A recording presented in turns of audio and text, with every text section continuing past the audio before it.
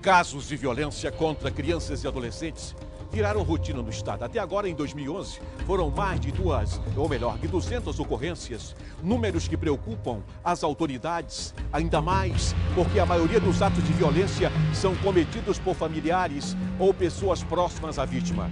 A reportagem é de Paula Amanda. Veja.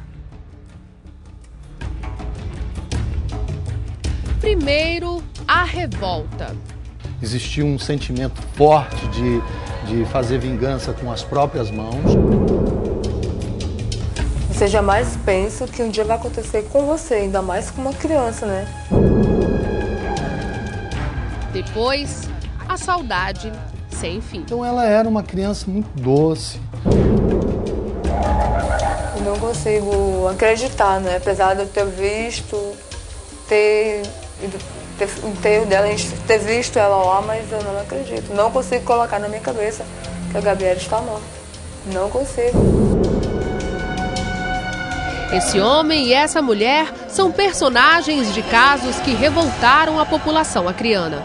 Casos de violência brutal que tiraram a vida de 2 crianças. Há mais de uma década, um crime cometido com requintes de crueldade chocou toda uma comunidade. Como protagonistas desta triste história, 2 homens e uma menina de apenas 4 anos de idade. Jéssica Brígida de Souza passava o dia com o pai, que bebia na companhia de um amigo. Quando a bebida acabou, a menina acompanhou este amigo que saía para comprar mais. A promessa era de que a pequena ganharia um sorvete na volta para casa. Horas depois, a menina seria violentada sexualmente e estrangulada por Moisés Góes e Anailton Souza, na antiga invasão, onde hoje fica o bairro Vanderlei Dantas.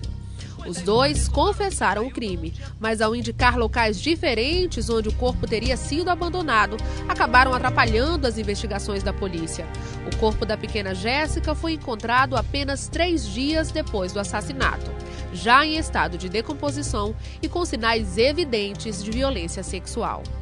O marceneiro Glicério Gomes era o patrão de Carlos de Souza, o pai da pequena Jéssica. Ele acompanhou o crescimento da menina e a repercussão do caso bem de perto. Crimes como esse, hoje em dia, a sociedade já está habituada a ver, infelizmente a ver. Mas, à época, um crime cometido como foi o da Jéssica, né, com requintes de crueldade, deve ter chocado muito a sociedade acriana. O senhor se lembra da repercussão desse crime? Me lembro, foi, como você bem falou, há 15 anos atrás, que eu tenho lembrança, foi um dos crimes bárbaros que aconteceu aqui e a repercussão foi assim em toda a cidade de Rio Branco. Moisés e Anailton foram condenados a mais de 30 anos de prisão. Sempre que Gabriele Araújo Nascimento voltava da aula, era incomodada por comentários e abordagens de um vizinho. Augustinho Bispo de Almeida sempre assediava a menina. Augustinho invadiu a casa de Gabriele depois que ela chegou da aula e assassinou a menina com vários golpes de tesoura. Gabriele lutou até o último minuto. Pulou a janela, mas ao chegar ao portão, não resistiu e morreu.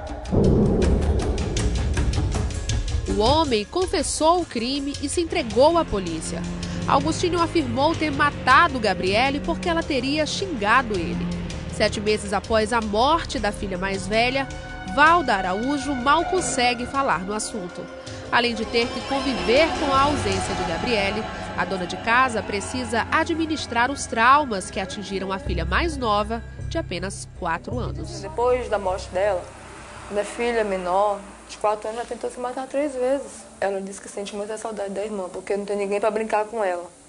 O irmão dela é homem, tem quase a mesma idade que ela, a diferença é de 3 anos, mas só que não é a mesma coisa, né? Ela era muito apegada com a irmã dela, então ela fala muito na irmã dela. Augustinho Bispo continua preso, aguardando julgamento. Os índices são a cada dia mais aterrorizantes e a maneira com a qual esses predadores têm atacado as suas vítimas também. No último dia 25 de novembro, uma adolescente de apenas 14 anos foi atacada aqui no Beco do Vasco, localizado em um dos bairros mais tradicionais, a Coab do Bosque. O caminho é muito utilizado por estudantes que moram aqui nesta região. A menina voltava da aula por volta do meio-dia quando foi abordada por 2 homens, trazida para este terreno baldio que no dia do crime estava tomado pelo mato. Eles tentaram violentá-la sexualmente, inclusive se utilizando de uma garrafa de vidro. Crianças e adolescentes são presas fáceis. O criminoso sabe que dificilmente terão força para lutar e se defender. E caso tenham a intenção de cometer o crime por outras vezes, conseguirão o silêncio desses inocentes apenas com ameaças. É o que nos explica este médico especialista. Então, doutor Marcos, o motivo aparentemente é óbvio, mas por que esse tipo de pessoa que tem um determinado distúrbio escolhe e seleciona justamente crianças e adolescentes para praticar algum tipo de violência? Porque na realidade, pela própria criança ser um ser vulnerável e não ter capacidade de defesa, ela desperta um interesse maior nessas pessoas, até mesmo o poder de negociação ser melhor, porque a criança, ela é fácil você ter uma moeda de troca, oferecer algo em troca. Se você deixar eu fazer algo, eu posso lhe dar algo em troca. E assim, na grande maioria das vezes também, ele pode usar de violência, de ameaça física, né? Se você contar para os seus familiares, eu vou lhe bater, eu vou lhe matar, eu vou matar alguém da sua família, você nunca mais vai ver seus entes queridos. E aí se torna-se uma presa fácil para essas pessoas.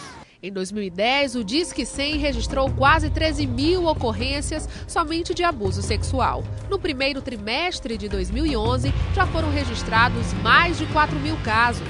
O Acre aparece em 3º lugar no ranking nacional no grupo de 100 mil habitantes com o número de casos. Até o mês de novembro, o Núcleo de Atendimento ao Menor Vítima já registrou 1.285 ocorrências, envolvendo todo tipo de violência contra crianças e adolescentes. São 381 inquéritos instaurados. A maioria dos atos de violência são cometidos por familiares ou pessoas próximas à vítima. O que nós temos verificado já no fecho desse semestre é que nós temos muitos casos registrados de violência doméstica, assim, tanto na área do abuso sexual como na área da violência física. E eu não posso dizer que é a grande maioria, mas é um percentual muito alto essa questão de a vítima, adolescente ou criança, ser tratada dessa forma pela própria família. Em maio, se comemora o Dia Nacional de Enfrentamento à Violência contra Crianças e Adolescentes. A Coordenadoria de Defesa da Infância e da Juventude do Ministério Público Estadual vem desenvolvendo diversas atividades de combate a práticas criminosas que envolvam crianças e adolescentes.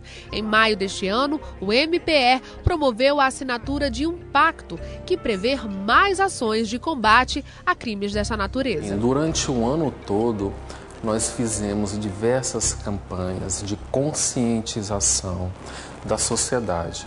Fizemos durante o Carnaval, fizemos durante a Expo Acre, fizemos na semana de 18 de maio, onde na frente do Palácio fizemos esta campanha de esclarecimento à sociedade a respeito destes canais de denúncias. Depois que fizemos isso, aparentemente, perceberíamos que os casos aumentaram, mas não é bem assim.